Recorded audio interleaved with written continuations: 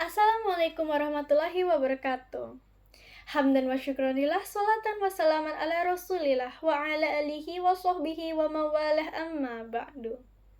Yang pertama-tama dan yang paling utama, marilah kita panjatkan puja dan puji syukur kehadirat Allah Subhanahu wa Ta'ala dengan mengucapkan Alhamdulillahirabbil alamin. Tidak lupa kita sampaikan salawat dan salam kepada Nabi penuntun umat, Nabi pemberi syafaat, dan Nabi akhir zaman, yaitu Sayyidina wa Nabiyina wa Maulana Muhammad Sallallahu Alaihi Wasallam.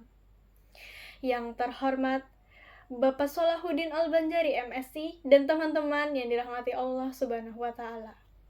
Perkenalkan, nama saya Divi Dewi Nindian dari kelas 11 PA15. Dan pada kesempatan kali ini, izinkan saya untuk menyampaikan sedikit ilmu dalam sebuah pidato yang saya beri judul Kenakalan Remaja. Teman-teman, di zaman yang semakin berkembang ini, dengan majunya iptek, kenakalan remaja juga semakin meluas.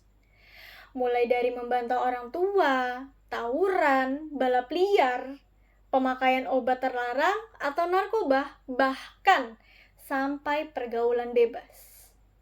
Bahkan, mereka seringkali memamerkan hal yang harusnya tidak mereka lakukan kepada masyarakat dan di publik.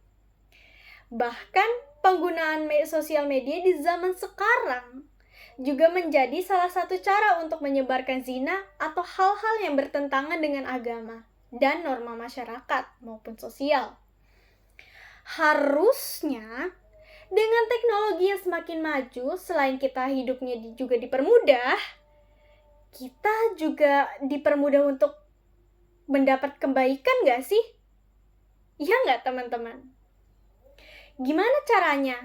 Jadi gini, kalau misalkan dengan sosial media, kita bisa saja dengan memberi quotes atau pengingat kebaikan dan catatan kebaikan kepada orang lain. Di kehidupan nyata, yang paling mudah aja deh, membantu orang tua, menaati peraturan orang tua, dan menaati nasihatnya. Terus kita juga menjaga pergaulan, baik di lingkungan sosial, sekolah, maupun masyarakat. Emang kenapa kalau misalkan kita terjebak dalam pergaulan bebas? Nah, ini nih teman-teman yang harus kita ingat. Dalam hadis riwayat Abu Daud dan Tirmizi, seseorang itu berada di atas agama teman dekatnya. Maka, hendaklah salah seorang di antara kalian melihat siapa teman dekatnya.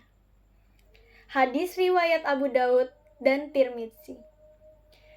Sesuai kata pepatah juga loh teman-teman, berteman dengan penjual minyak wangi, kita akan ikut wangi.